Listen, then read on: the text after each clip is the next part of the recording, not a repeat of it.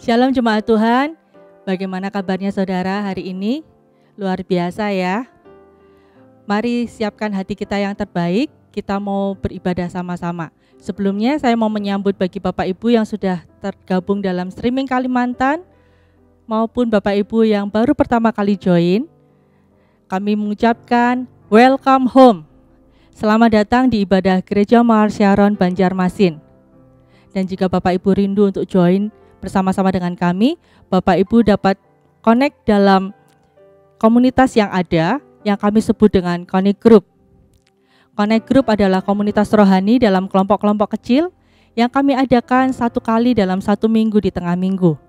Jika Bapak Ibu rindu untuk join di dalamnya, Bapak Ibu dapat menghubungi kontak CG kami yang ada di layar saudara. Dan jika Bapak Ibu membutuhkan layanan jemaat, entah itu baptisan, penyerahan anak, kedukaan, konseling, maupun doa, Bapak Ibu juga dapat menghubungi kontak layanan jemaat kami yang ada di layar saudara. Persembahan adalah bagian dari ibadah kita. Mari bawa persembahan kita yang terbaik di hadapan Tuhan. Bapak Ibu saudara sekalian dapat memberikan persembahan saudara ke rekening maupun QR yang ada di layar saudara.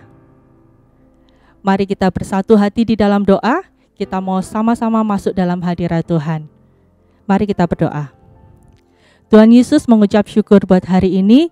Kami bersyukur Tuhan kalau hari ini kami masih bisa beribadah bersama-sama di hadapan Tuhan. Saat ini Tuhan, kami mau bawa hati kami yang terbaik. Kami mau bersuka cita di dalam hadirat-Mu. Kami mau menyambut hadirat-Mu Tuhan dan kerajaan-Mu dan firman-Mu dengan ucapan syukur. Terima kasih Tuhan Yesus. Mari berbicara atas setiap hati kami siap mendengar. Di dalam nama Tuhan Yesus kami berdoa dan mengucap syukur. Haleluya, amin. Selamat beribadah, Tuhan Yesus memberkati.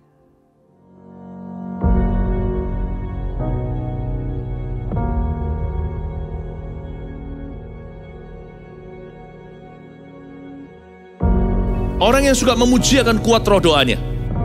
Orang yang berdoa pasti berakhir memuji. Karena Allah bertata di atas pujian. Siapa memuji, Allah mengatasi hidupnya.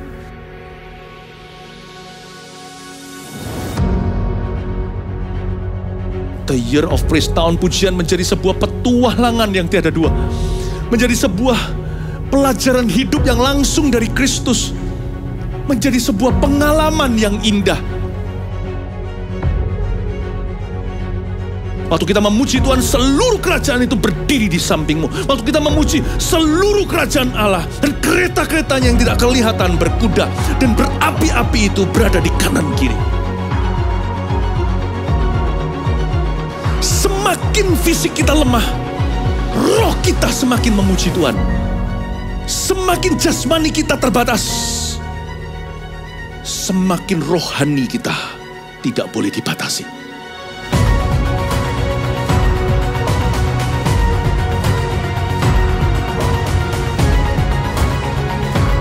Welcome to the Year of Praise and Provision.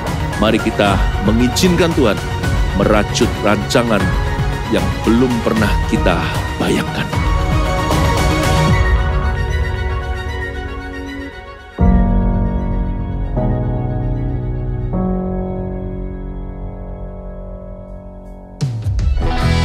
Mari kita memuji Tuhan dan memuliakan namanya bersama-sama. Semuanya siap? Come on!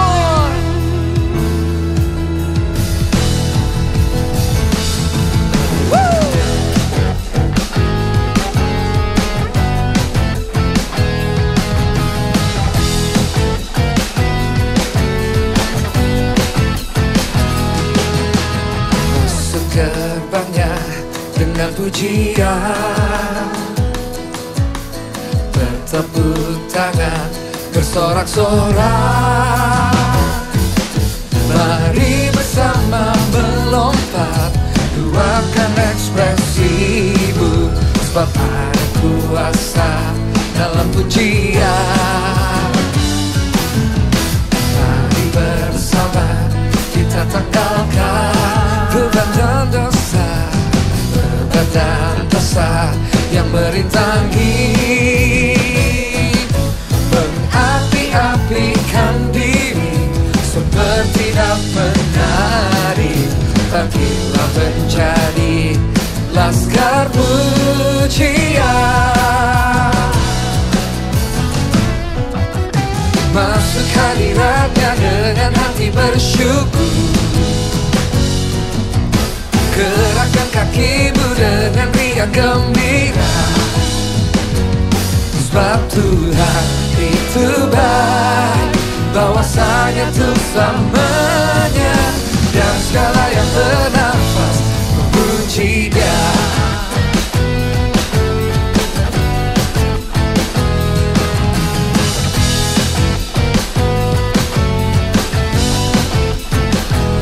Mari bersama kita tanggalkan dosa yang merintangi, mengapi-apikan diri seperti daun menari, menjadi laskar pujian. Semuanya siap? 1, 2, 3, go. Masuk hadiratnya dengan hati bersyukur, gerakkan kakimu dengan riang gembira, sebab Tuhan itu baik, bahwasanya Tuhan selamanya, biar segala yang bernafas memuji Dia.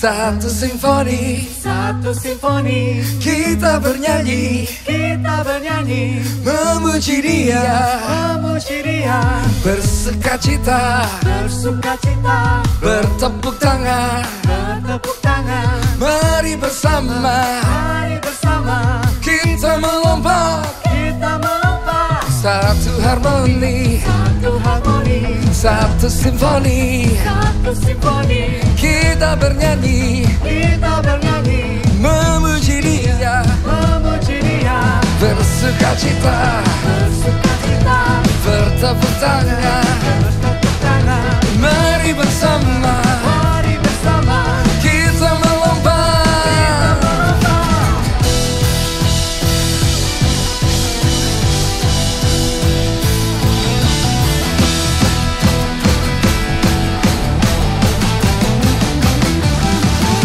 Masuk hadiratnya dengan hati bersyukur, gerakkan kakimu dengan riang gembira, sebab Tuhan itu baik, bahwasanya Tuhan selamanya, dan segala yang bernafas, dan segala yang bernafas, dan segala yang bernafas, puji Dia.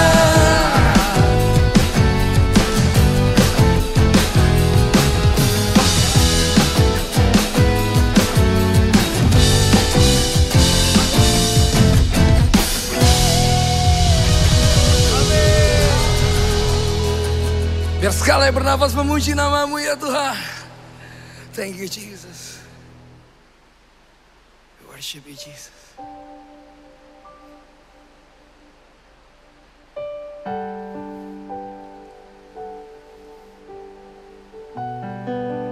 Mari siapkan hati kita lebih dan lebih lagi untuk menyembah Dia.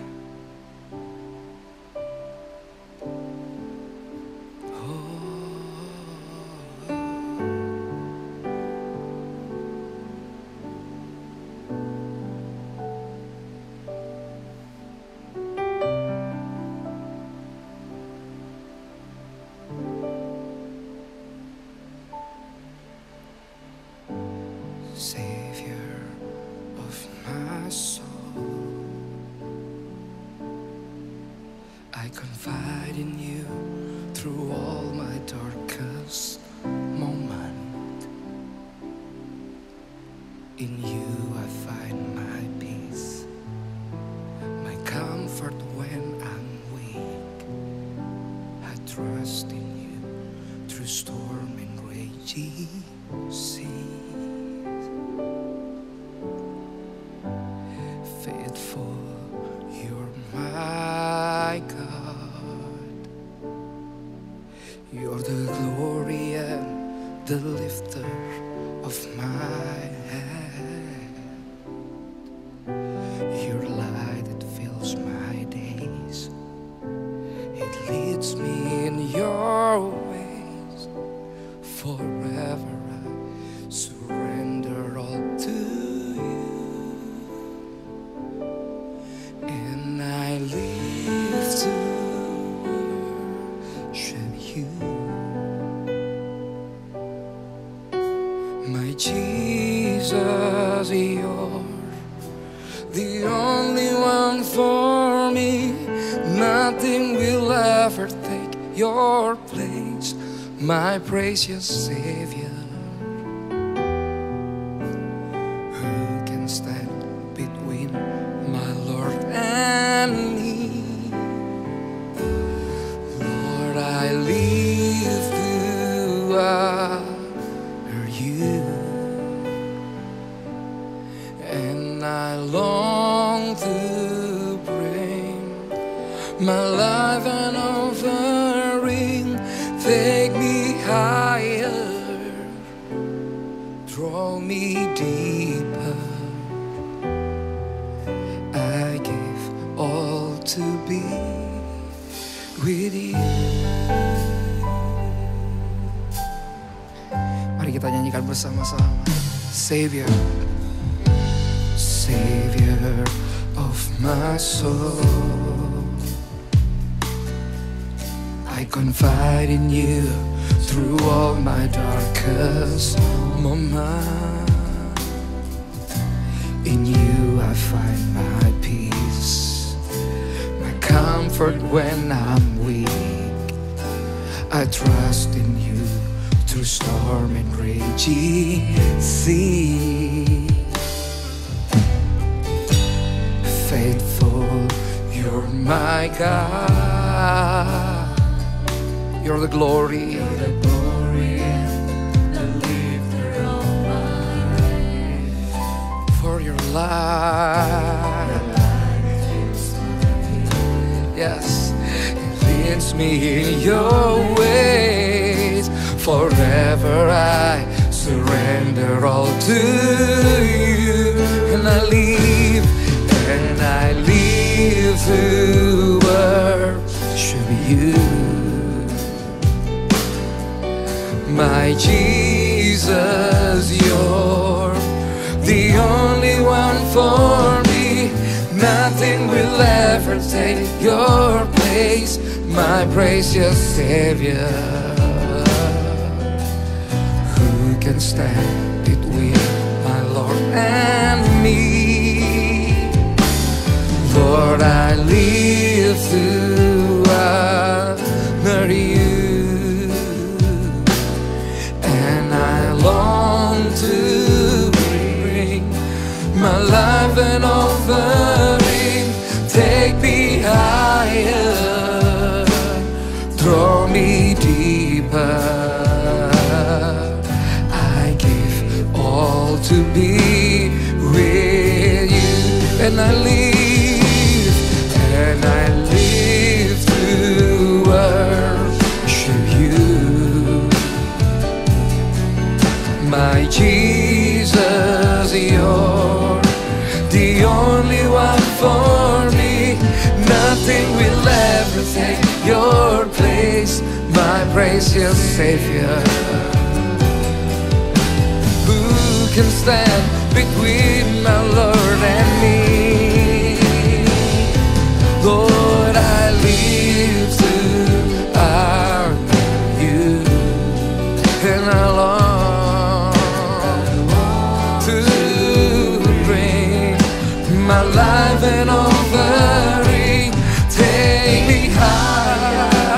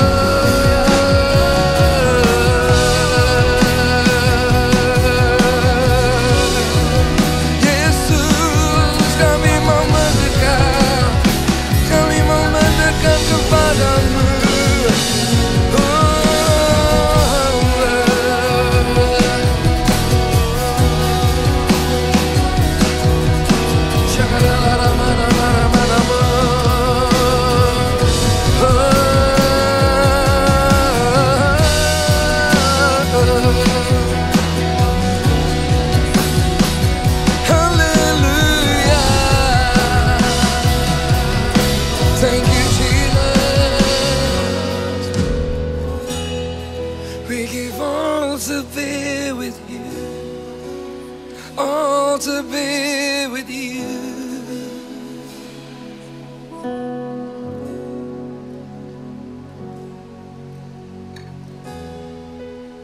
Oh, to be with you.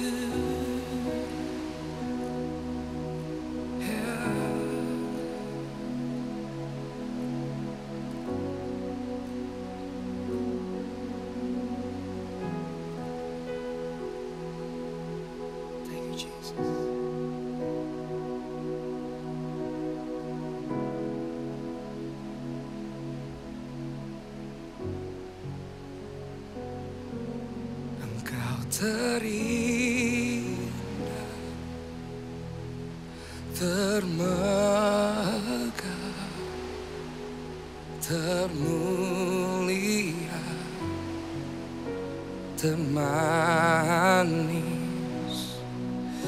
Oh Yesusku, hadiratmu menghanyutkanku, bawaku dekat padamu. Engkau terindah, engkau terindah, termegah, termulia, termanis. Oh Yesusku, hadiratmu menghanyutkanku, bawaku dekat padamu.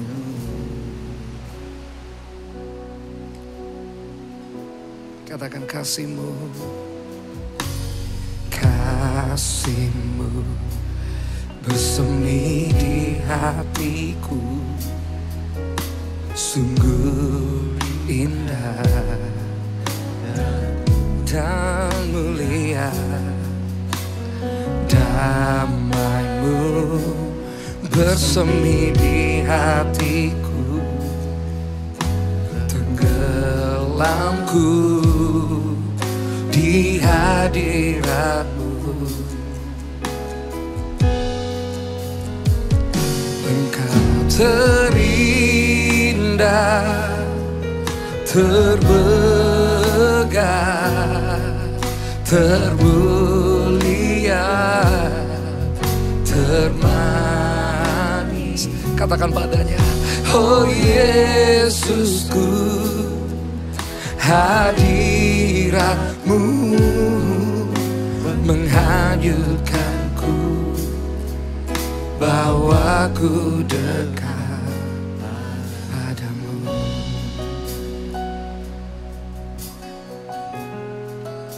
Kasih-Mu, kasih-Mu bersemi di hatiku, sungguh indah dan mulia. Damai-Mu bersemi di hatiku, tenggelamku di hadirat-Mu. Engkau terindah, termegah, termulia, termanis. Oh Yesusku, hadirat-Mu menghanyutkanku, bawaku dekat. Engkau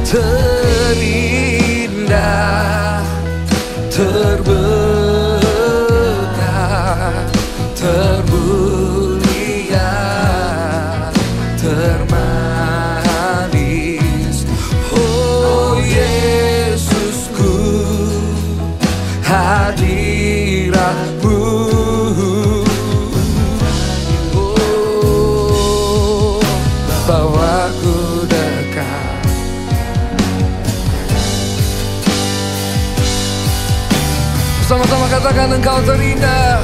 Engkau terindah, terberkah,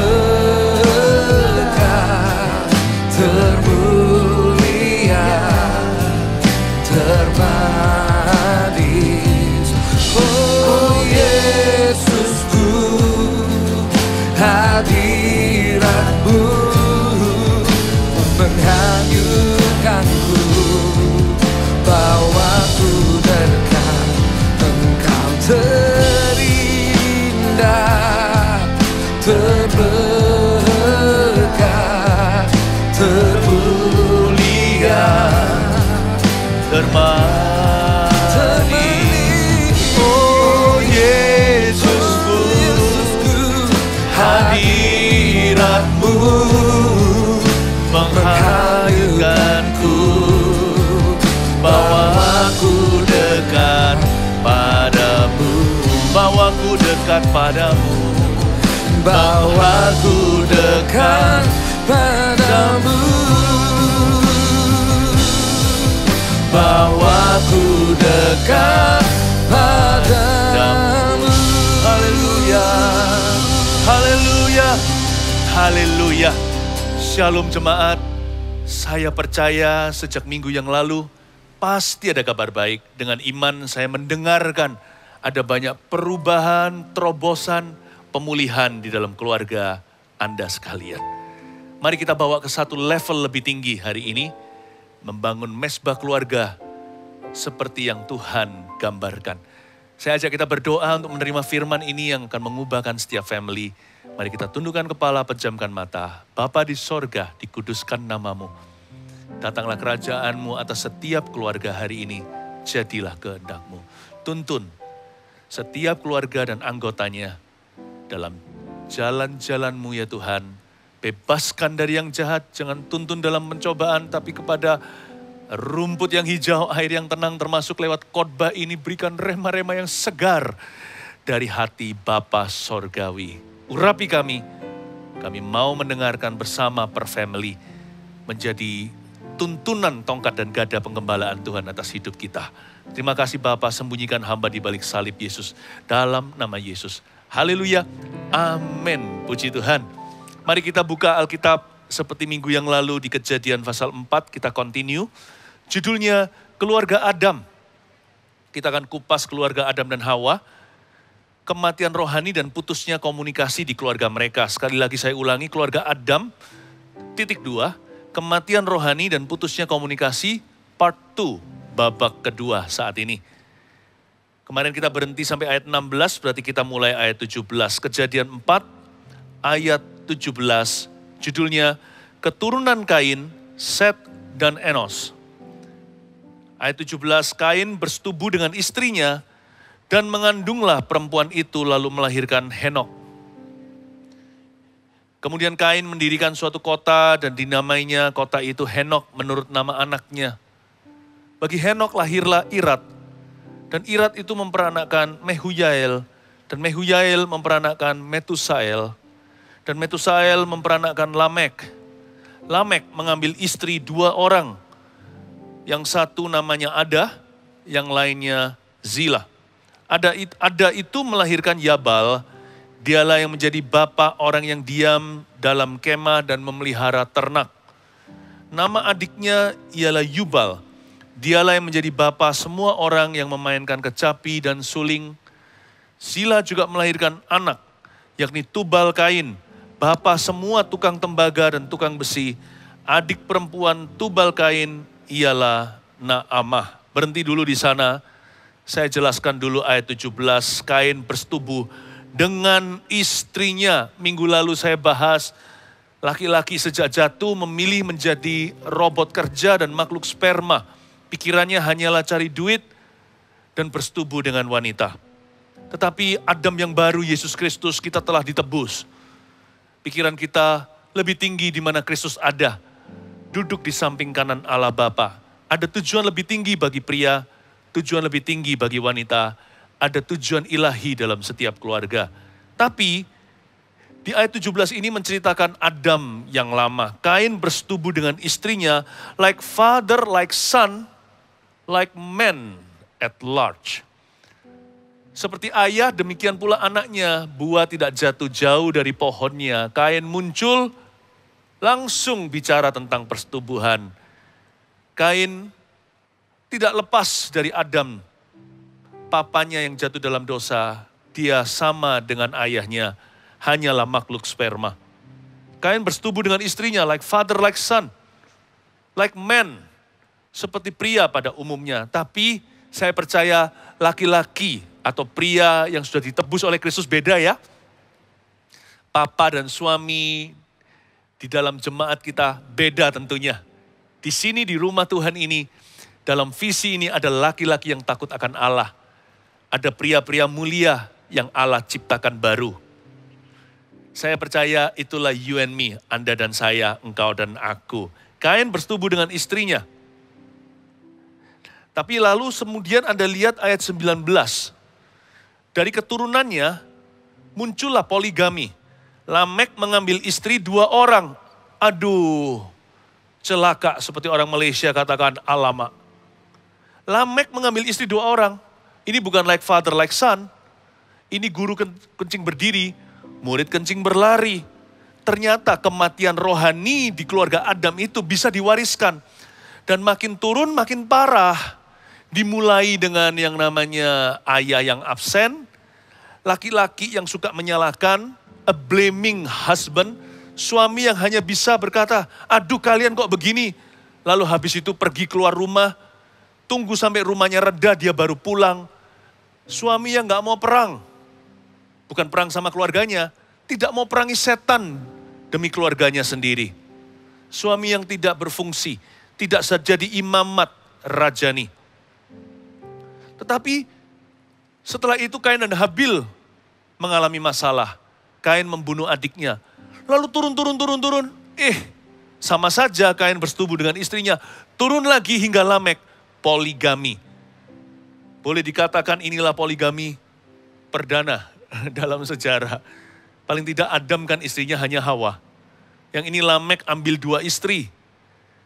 Sampai turun lagi kita lihat ayat 20, ada itu melahirkan Yabal. Dialah yang menjadi bapak orang yang diam dalam kemah dan memelihara ternak. Dia adalah bapak pemelihara ternak, bapak orang yang tinggal di kemah, tapi bukan bapak yang baik, bukan putra-putri dan putrinya. Disinilah permulaan yang namanya fatherless generations. Keturunan Adam, Kain dan seterusnya adalah generasi tanpa ayah. Ayat 21 nama adiknya ialah Yubal, dia yang menjadi bapak semua orang yang memainkan kecapi dan suling. Mulai muncul musisi, mulai ada orang-orang yang memainkan alat tiup, tetapi sama saja ayahnya tidak berfungsi. Kata-kata ini tricky, dialah yang menjadi bapak semua orang bla bla bla. Padahal dia bukan ayah.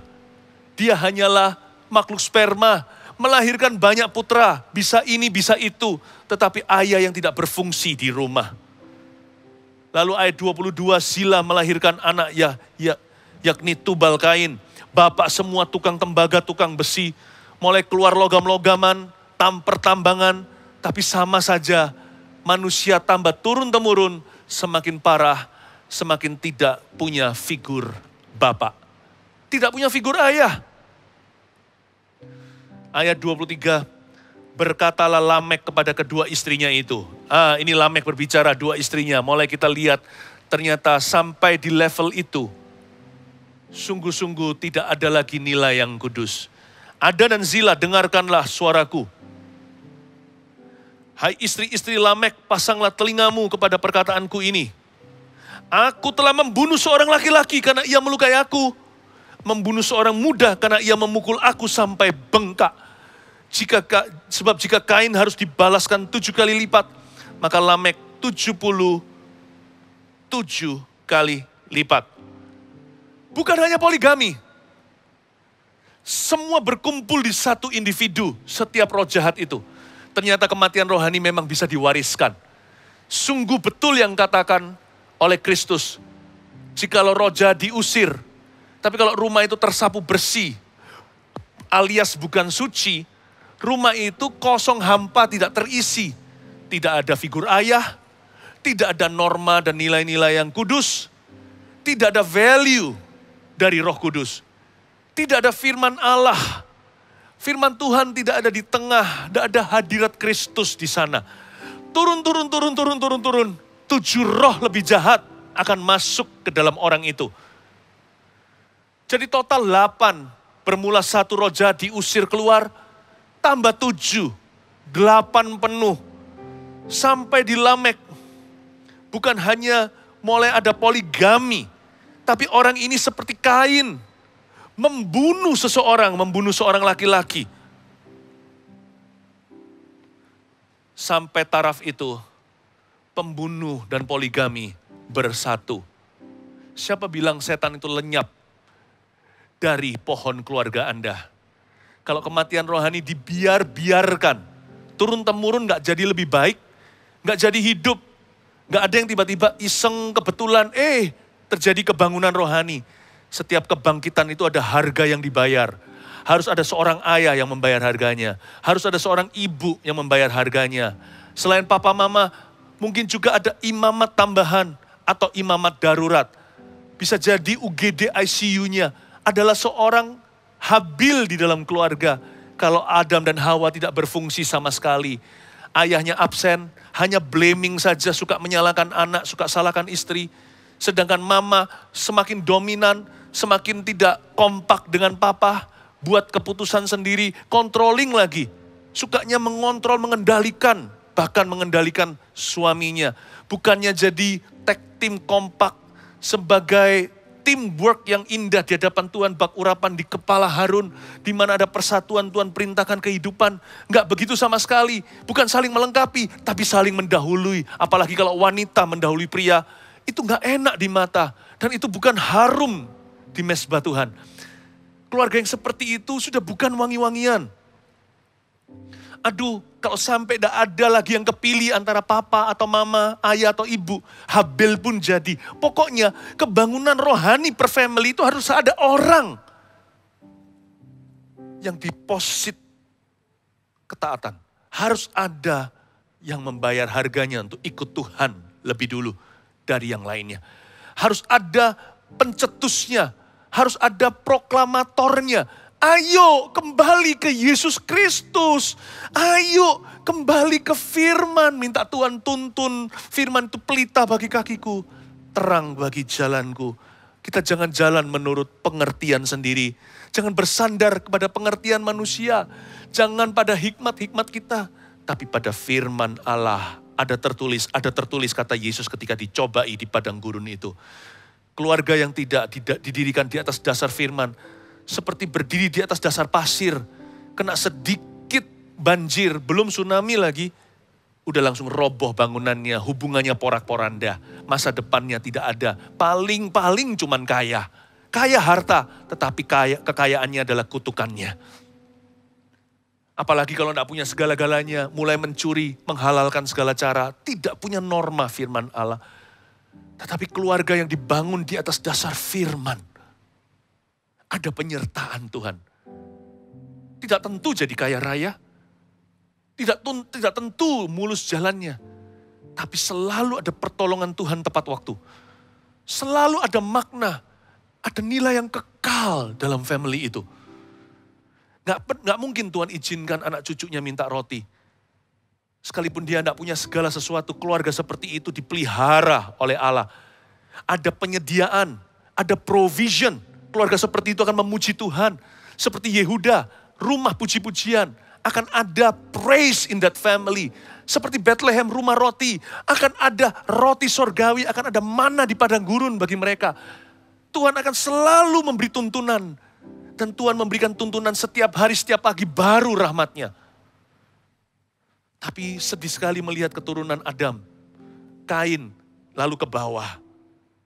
Berkumpullah di dalam diri Lamek dosa lama dan muncullah dosa baru. Dosa lama itu membunuh. Kain membunuh Habil, Lamek juga bunuh seseorang. Tetapi di dalam diri Lamek muncul dosa baru. Dosa itu bisa prokreasi, bisa komplikasi, muncullah poligami. Ayat 25, Adam muncul lagi setelah ayat 1. Tidak terdengar suaranya. Adam bersetubuh pula dengan istrinya. Muncul, langsung yang ditonjolkan hanyalah persetubuhan. Lalu perempuan itu melahirkan seorang anak laki-laki dan menamainya Set. Sebab katanya, Allah telah mengaruniakan kepadaku anak yang lain sebagai ganti Habel, sebab Kain telah membunuhnya. Sekali lagi, perempuan ini mengucapkan kalimat begini, Allah telah mengaruniakan kepadaku anak yang lain sebagai ganti Habel, sebab Kain telah membunuhnya. Kabar baiknya adalah, waktu lahir Set, saya percaya Adam sudah belajar dari kesalahannya. Set inilah permulaan perubahan dalam ciptaan Allah di zaman-zaman purbakala.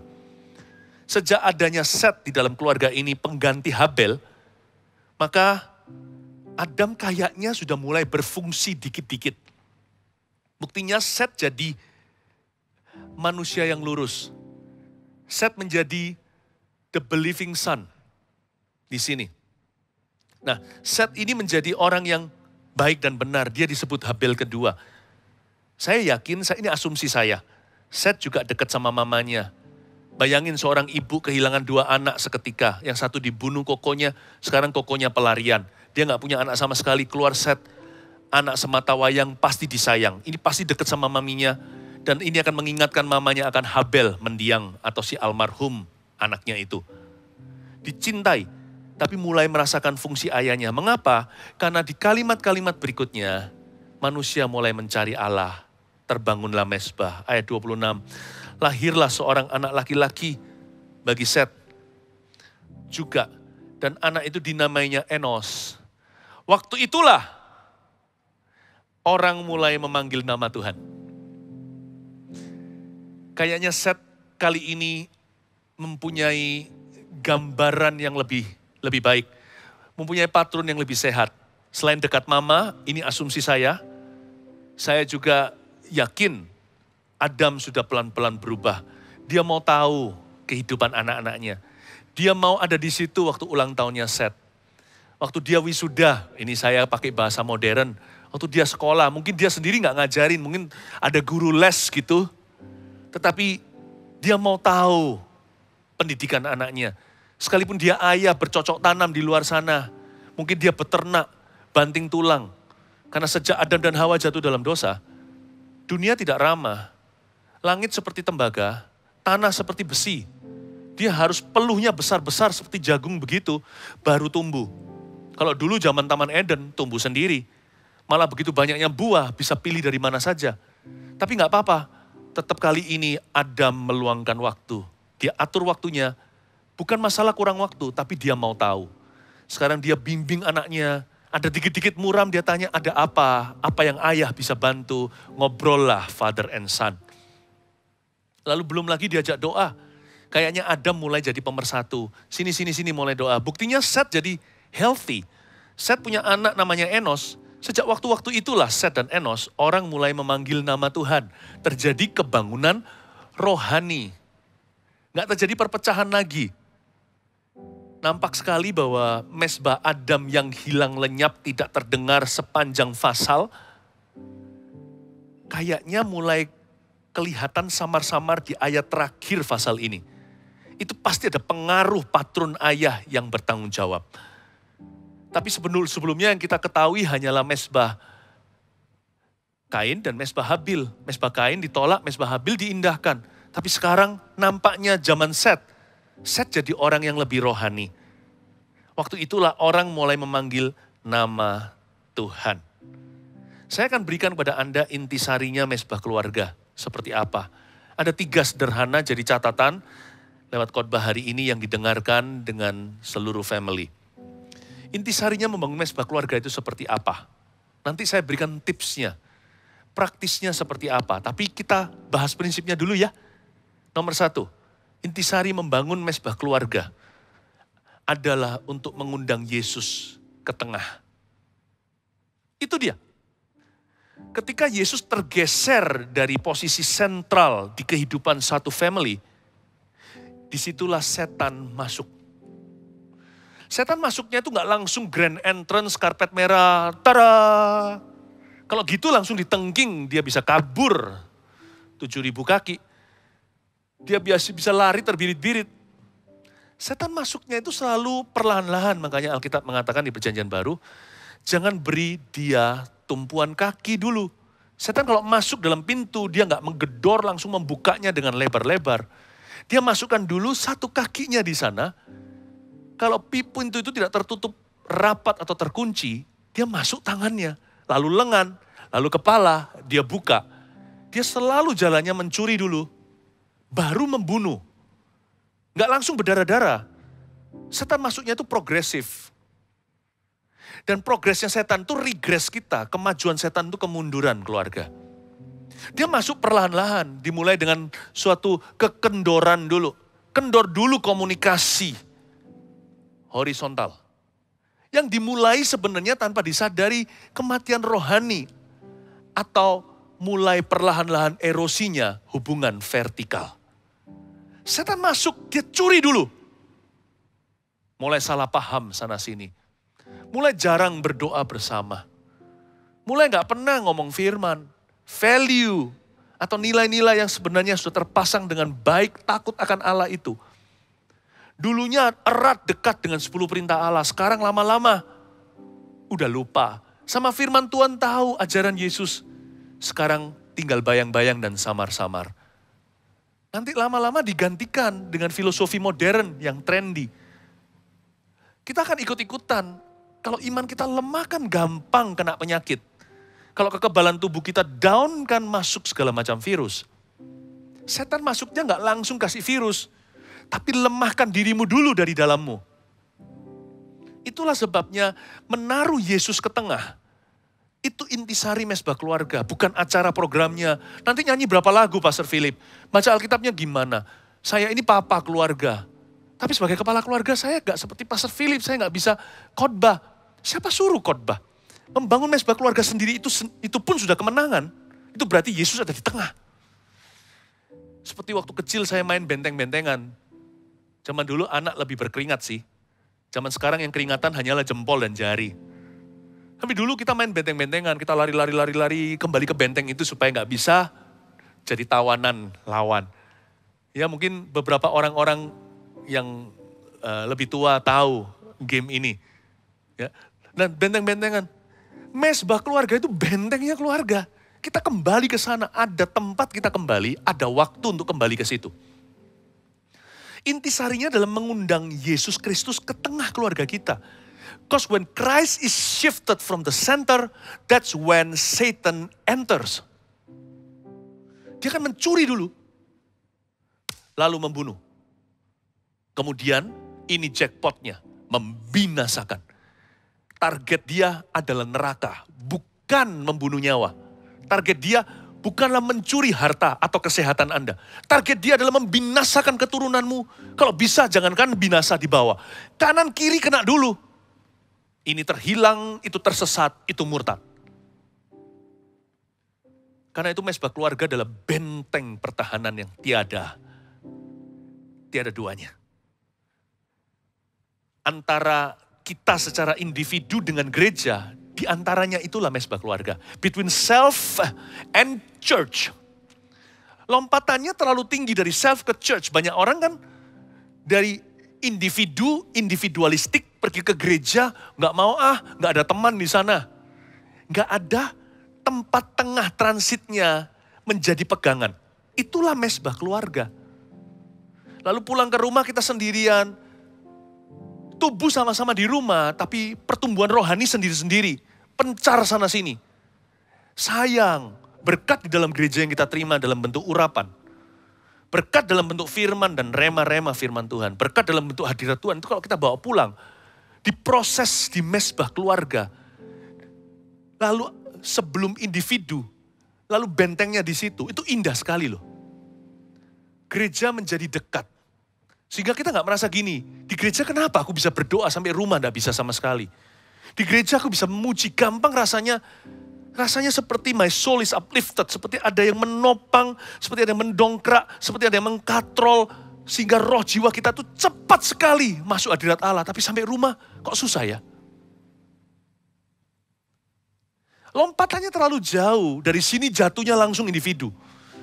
Tapi kalau ada 2-3 orang berkumpul dalam nama Yesus sekalipun keluarganya 5. Kalau ada saudara seiman kompak dulu, itu ya apa yang Anda dapat di gereja itu terjaga. Sebelum molekul terkecil individu, itu terjaga di situ, di benteng itu. Mengundang Yesus ke tengah, itu penting sekali. Karena Yesus harus menjadi center atau pusat hidup kita. Hidup kita harus sentralisasi. Itu intisari mesbah keluarga. Jadi bukan ke acara atau programnya, atau aktivitasnya apa. Terus kita harus apa? Nyanyi kek atau gimana? Siapa doain siapa? Apa harus tumpang tangan? Apa harus basuh kaki? Aduh, itu nomor 2-3. Itu tipsnya. Komitmen dulu. Ayo. Dari waktu ke waktu nanti kalau live streaming gini, kalau online misalkan kita sama-sama duduk di depan layar. Entah Anda pakai gadget atau layar televisi disambung ke situ. Bahkan sekarang juga ada channel kami di TV-TV. Anda nonton sama-sama. Jadikan itu juga mesbah, tapi ditopang gereja. Mungkin ada saat teduh, seminggu sekali. Aduh gini aja, kalau seminggu sekali terlalu sering. Sebulan sekali aja. Mendingan kita itu minimalis, tapi bisa ngikuti. Lebih baik kita itu masuk akal. Dikit aja tapi setia. Daripada muluk-muluk banyak, gak pernah di follow up sama sekali. Dan belum pernah, dan tidak akan terjadi. Mendingan kalau buat target itu dapat dicapai. Sebulan sekali aja, atau 2 minggu sekali. Kumpul sebentar. Oke, saya kasih tipsnya sekarang aja di poin pertama ini. Mengundang Yesus ke tengah. Ke tengah-tengah keluarga kita. Minimalis seperti apa? Gak usah muluk-muluk. Gampang, kumpul sama-sama. Lalu nyanyi 1 lagu. Udah 1 lagu doang. Gak usah banyak-banyak. Gak ada yang bisa main gitar? Gak apa-apa. Setel lagu kan sama. Nyanyi 1. Lalu setelah itu baca firman, siapa suruh khotbah. Kalau ada pengkhotbahnya ya puji Tuhan. Bisa sharing-sharing lebih kompleks, lebih lengkap. Tapi minimalis pun jadi. Yang penting ada, kumpul sama-sama, lalu baca Alkitab. Kalau perlu baca bergantian supaya ada partisipasi dari yang lainnya juga. Ambillah 1 pasal hari itu. Gak usah yang terlalu rumit untuk dijelaskan. Pasal-pasal yang to the point. Perjanjian baru kan banyak begitu. Seperti kasih itu sabar, kasih itu lemah lembut, rendah hati. Salah satu contohnya, Anda bisa bacakan giliran, setelah itu tutup buku. Giliran berdoa, lalu papa yang menutupnya. Bisa mulai mama dulu yang buka, papa yang tutup. Alpha Omega itu spiritual authority atau otoritas rohaninya. Biarkan mama dan papa, ayah dan ibu. Atau papa dulu yang buka. Tapi lebih baik papa yang tutup sih biar seolah-olah seperti doa berkat. Lalu mama buka dulu. Doa suruh apa? Aduh kita gak bisa doa. Doa itu gampang. Kalau gak tahu mau doain apa atau gimana berdoa, bersyukur saja itu pun doa. Gampang kan bilang aja, Tuhan saya berterima kasih untuk alasannya. Tuhan saya berterima kasih untuk titik-titik isi sendiri. Tuhan saya berterima kasih untuk papa mama, saya berterima kasih untuk keluarga. Tuhan saya berterima kasih untuk kesehatan. Dalam nama Yesus, amin. Udah, giliran papa tutup. Udah mesbah. Tujuan saya khotbahkan ini bukan supaya jadi teori. Jadi PR buat keluarga Anda. Do it. You don't do it for me. Anda tidak melakukan ini untuk kami. Tidak melakukan ini untuk gereja Mawar Sharon. Tapi melakukan untuk keluargamu. Makanya gereja angkat bicara. Akan terjadi transformasi. Dikit demi dikit. Tiap hari, tiap sifat, perlahan-lahan setiap langkah. Anda akan lihat, lawan kata kematian rohani akan terjadi buat keluargamu. Kebangunan rohani in your family. Yang kedua, intisari mesbah keluarga, membangun mesbah keluarga kita itu, selain mengundang Yesus ke tengah adalah membuka jalur komunikasi. Jikalau keluarga Adam itu putus komunikasinya, melalui mesbah keluarga yang dibangun secara sengaja dengan tips yang saya berikan tadi, lama-lama komunikasi horizontal kita ini akan terbuka, yang putus tersambung. Bulu patah terkulai tidak dipatahkan. sumbu yang pudar nyalanya tidak akan dipadamkan. Ketika kita itu membangun mesbah keluarga, mungkin suksesnya tidak kelihatan langsung di mesbahnya. Tapi setelah mesbahnya, afterwards, sesudahnya itu loh, before and afternya itu beda. Kok bisa? Sebab orang yang berdoa bersama, keluarga demikian, biasanya akan lebih terbuka satu dengan yang lainnya. Tahukah mesbah keluarga itu strengthening relationships in the family? Itu membuat kokoh, memperkokoh hubungan di dalam keluarga kita. Sehingga ketika ada satu orang diberkati di dalam keluarga itu, salah satu anggotanya, yang lainnya itu bisa rasakan satu roh sukacitanya. Selain itu kita lebih terbuka dengan struggle atau pergumulan satu dengan yang lainnya. Ya, belum lagi membuka jalur komunikasi itu juga berarti memenangkan mereka yang belum percaya di dalam keluargamu. Kalau 2 atau 3 orang, minimal 2 gitu, keluarga Anda ada 4, 5 atau 7. Awal-awal mereka nggak ngerti, tapi mereka satu persatu akan Anda menangkan kalau Anda sepakat berdua, bertiga, Tuhan hadir di sana. Why? Apalagi kalau papa mama yang orang percaya, wah nggak tahan itu anak, cepat lambat kena.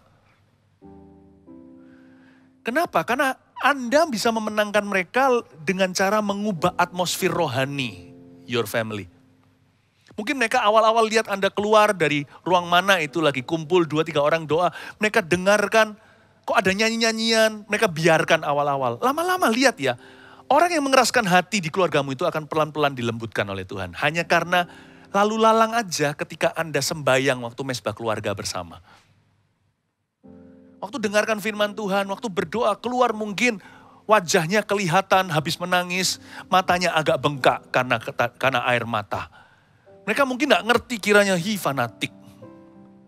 Ada apa sih? Mereka gak paham karena mereka belum kenal kasih Yesus. Mereka belum kenal Tuhan. Tapi perlahan-lahan Anda lihat, nanti kalau Anda ngomong sama mereka sesuatu, Pak, Mimi sudah doakan loh supaya Papa bisnisnya lancar tahun ini. Nanti lihat ya, seorang yang ateis sekalipun, orang tuamu yang gak percaya Tuhan akan berkata, amin Me. Hah? Amin? Mulai terbuka, lama-lama nanti Anda bisa beranikan diri. Bukan hanya doa, beliau lalu lalang. Anda bisa berkata, apa yang bisa Meme doakan? Apa yang bisa Meme doakan sama Mama? Lama-lama kan beritahu doakan ini. Pelan-pelan Anda bisa langsung doakan Papa. Bahkan menuntunnya untuk terima Tuhan. Jalur komunikasi itu terbuka ketika ada mesbah keluarga. Sedangkan di keluarga Adam yang missing, yang absen mesbah ayahnya, putus komunikasi mereka. Komunikasi pertama yang harus Anda bangun sebagai infrastruktur keselamatan dan rancangan-rancangan Tuhan adalah kerohanian. Spiritual communication. Itu penting sekali. Itu nomor 2. Yang nomor 3, intisari mesbah keluarga kita. Selain membuka jalur komunikasi di antara keluarga, adalah mengikuti tuntunan firman. Pokoknya adakan dulu, nanti kan rema-remanya akan ada aja. Gak pernah berkurang. Tuhan tuh gak pernah gagal mana setiap pagi. Dan juga libatkan, jadikan gereja Mawar Sharon tercinta ini yang menggembalakan Anda. Sebagai covering rema dan hadirat Tuhan. Ada cukup banyak roti di Bethlehem. Bethlehem artinya rumah roti. Ada cukup roti di sini untuk terobosan rumah tanggamu. Ada cukup remah untuk Anda bawa. Mesbah keluarga juga gak usah susah. Kadang-kadang kita baca ayat yang sudah dikhotbahkan hari Minggu yang saya bagikan sebagai gembala. Atau siapa yang kami percayakan untuk membagikan firman minggu tertentu. Anda catat ayatnya aja. Firmannya di mana? Nanti waktu mesbah keluarga 2 minggu sekali. Baca ayat itu, kalau perlu ada diskusi bahas, kalau cair suasananya, Anda bisa saling sharing dapat apa dari ayat tersebut, dari khotbah yang lalu. Anda bisa saling sharing sebentar-sebentar aja, lalu saling mendoakan, bukan hanya bersyukur doang. Betapa indahnya. Asal ada mesbah keluarga, ada distributorship-nya. Itu pasti ada barang. Pasti nanti Tuhan tambahkan produknya. Nggak akan kekurangan rema. Ada banyak sekali roti di Bethlehem untuk dibagikan ke keluarga Anda. Tuhan Yesus ketika membagi-bagi 5 roti 2 ikan jadi 5.000 orang makan. 12 rasul apa? Pulang membawa 12 bakul. Setiap keluarga ditapaukan sendiri. Per family itu ada jatah dari Tuhan Yesus. Meskipun dari tangan Tuhan dibagikan di tengah, nanti sampai ujungnya masing-masing dapat rema. Ada hadirat Tuhan.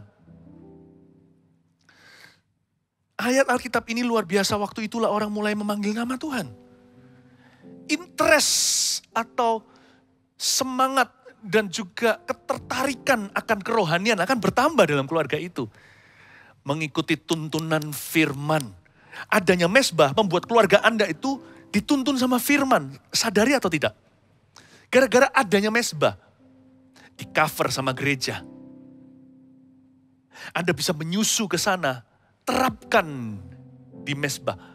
Nanti ya, keluarga Anda itu dituntun firman. Perlahan-lahan. Gak bisa semalam memang, dengan konsistensi. Karena setia Tuhan berkati. Lama-lama Anda lihat, perkara sederhana Anda bisa dipercayai. Tambah rumit yang baik ini komplikasi indah. Lama-lama si kecil mulai tertarik tanya pertanyaan rohani. Yang si tengah mulai tertarik untuk melayani. Yang besar mulai bicara, di mulutnya didengungkan. Apa ya tujuan hidupku dari Tuhan? Visinya apa? Setelah saya lulus sekolah, mulai kelihatan anak cucu dituntun sama firman. Interestnya bertambah. Hanya semua semata-mata dimulai dengan membangun mezbah, mengundang Yesus ke tengah. Udah gitu aja. Banyak problema terselesaikan sendiri. Ini namanya sedia payung sebelum hujan. Mencegah lebih baik daripada menyembuhkan. Tetapi juga kesembuhan. Gak ada namanya kebangunan rohani itu paling pas di kilometer berapa. Justru terjadi kematian rohani berabad-abad. Di zaman sejarah gereja itu ratusan tahun loh. Masa-masa kegelapan, tiba-tiba muncul tokoh ini, kebangunan rohani terjadi. Ini skala bumi. Sejarah gereja, ini juga bisa di skala yang lebih kecil. Anda bisa menjadi katalis. Anda bisa menjadi katalisatornya, menjadi pemulanya, perintisnya. Keluarga Anda disembuhkan oleh Allah. Kematian rohani itu pergi, ganti kebangkitan dan kebangunan rohani yang Tuhan sediakan. Do you know that God has provided a revival for your family? This year, in the year of praise and provision, di tahun pujian dan penyediaan Allah telah menyediakan kebangunan rohani untuk keluargamu. Dimulai dengan mezbah pujian yang Anda bangun secara sengaja. Interest itu akan bertambah. Bahkan bukan hanya mencegah. Yang sudah terlanjur kayaknya udah rusak Pak, keluargaku udah rusak. Atau pastor, hubungan kami itu sudah hancur. Gak ada yang namanya hancur lebur, tahanan pahlawan pun bisa direbut kembali. Bulu patah terkulai, udah patah terkulai. Tidak dipatahkan, bisa disambung jadi, bukan jadi lidi, tetapi bisa menjadi senjata rohani. Sumbu pudar nyalanya, mana bisa kalau sumbu pudar nyalanya itu diganti. Tapi tidak dipadamkan, bisa nyala lagi di tempat yang sama. Believe in miracles, percaya mujizat terjadi. Dimulai dengan ketaatan sederhana, bangun mezbah. Setelah itu lihat ya, keluarga yang berantakan berabad-abad, di Adams family, bisa pulih dalam waktu 3 bulan. Pulih dalam waktu 1 bulan bahkan. Pulih seketika juga. Roh Kudus bisa mempercepat prosesnya. Itu namanya mujizat. Believe in God. Percaya kepada Tuhan. Kita ulangi lagi sekarang. Ada 3 intisari mezbah keluarga. 1, mengundang Yesus ke tengah. Itu intinya. 2, membuka jalur komunikasi di antara sesama anggota keluarga. 3, mengikuti tuntunan firman sehari demi sehari, selangkah demi selangkah. Dan keluargamu akan tumbuh dan didewasakan oleh firman Allah dari gereja dan langsung di dalam rumah Anda. God bless you. Bangunlah mezbah itu. Your pastor supports you. Your church supports you. Gembalamu mendukungmu. Gerejamu mendukungmu. Kami mendoakan Anda. Love you. Let's worship Jesus now. Mari kita bangun mezbah bersama-sama sebagai keluarga. Di hadirat-Mu. Haleluya. Gereja adalah keluarga Tuhan. Dalam satu kasih dengan bersehati. Mari kita buat janji. Berjanji setia sampai akhir, mengasihimu Yesus. Kami datang di hadapan-Mu sebagai satu gereja, satu keluarga. Kami datang di hadirat-Mu dalam satu kasih dengan bersehati.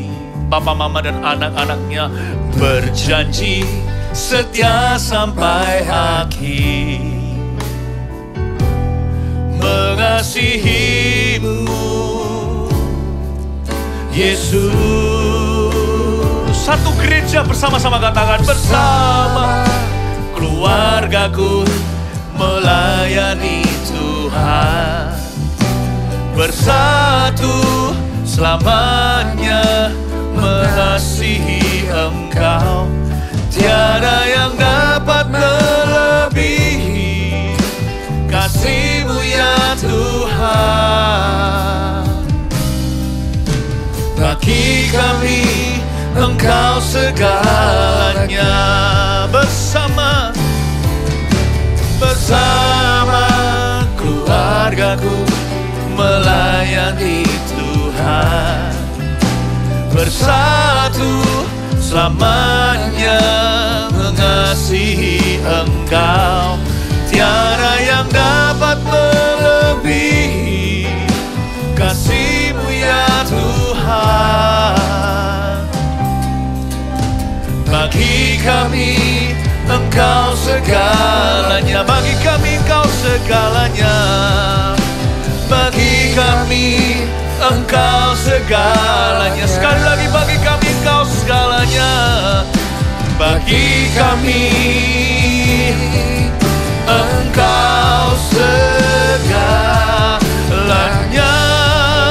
Oh Ramaya Sandaraya Sande.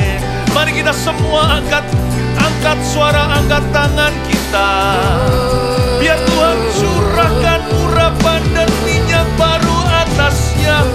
Mesbah hati, mesbah family. Oh Rama Mama ya Sandaraya Se. Tuhan pakai hidup kita sebagai pembawa kebangunan rohaninya. We are asking for revival for our family, for our homes, for our loved ones, oh Lord. And revival for every household. Sebuah kebangunan rohani bagi setiap keluarga. Mari kita angkat tangan kita sembah.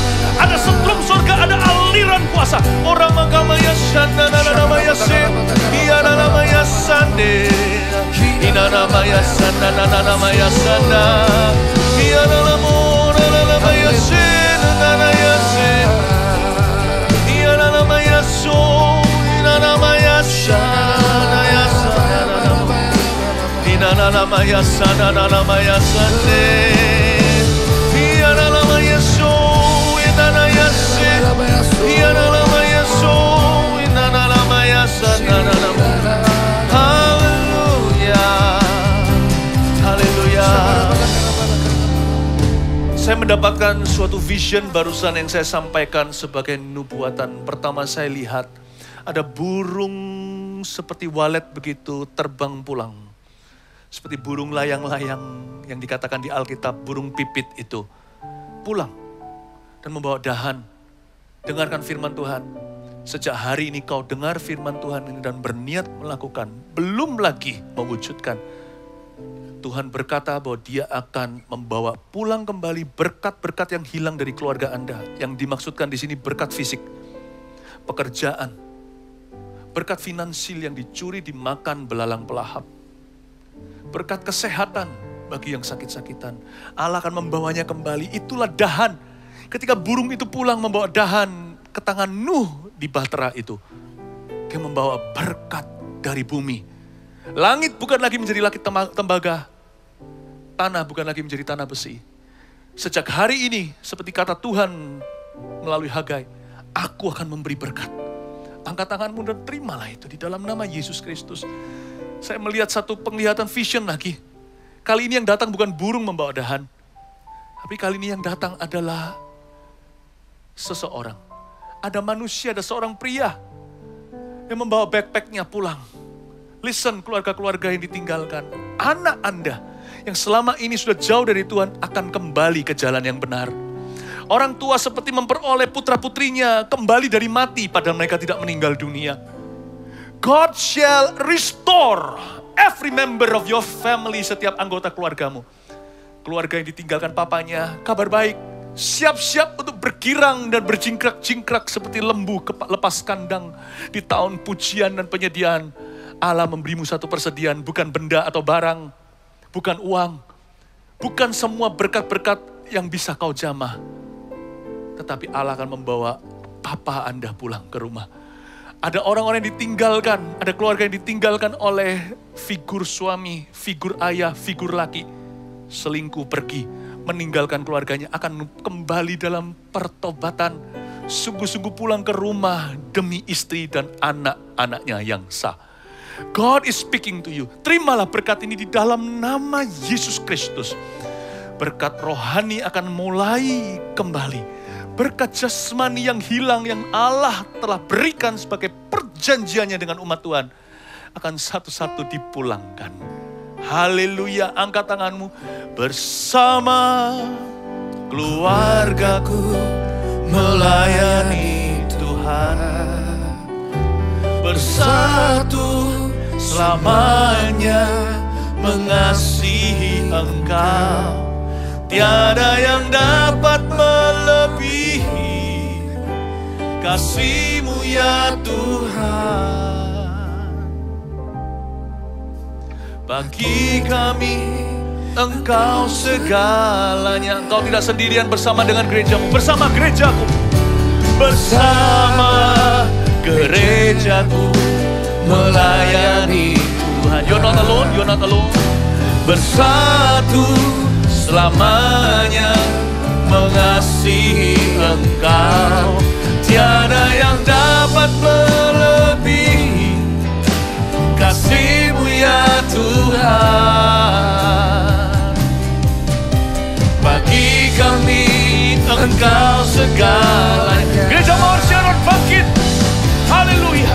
Bersama gerejaku melayani Tuhan. Bersatu selamanya mengasihi Engkau. Tiada yang dapat melebihi kasih-Mu ya Tuhan. Bagi kami Engkau segalanya. Bersama gerejaku bangkitlah. Bersama gerejaku melayani Tuhan. Bersatu selamanya mengasihi Engkau. Tiada yang dapat melebihi kasih-Mu ya Tuhan. Bagi kami Engkau segala. Tiada yang dapat melebihi kasih. Tiada yang dapat melebihi kasih-Mu ya Tuhan.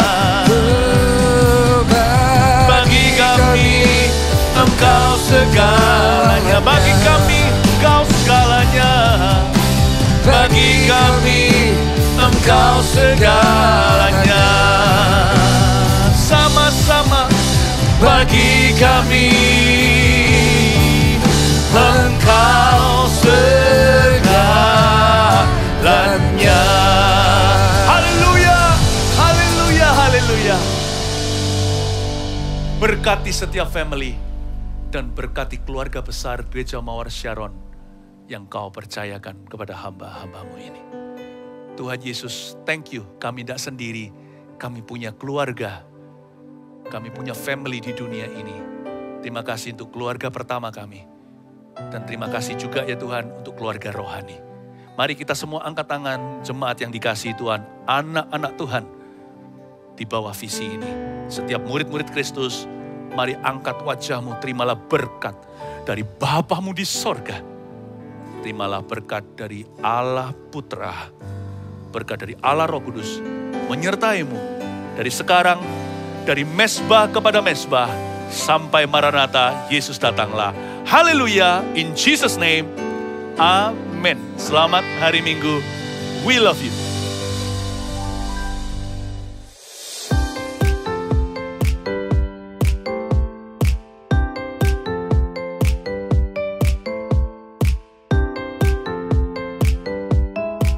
Kami mengingatkan kembali bahwa ibadah hari Minggu masih diadakan secara online via YouTube GMS Kalimantan, playlist GMS Banjarmasin.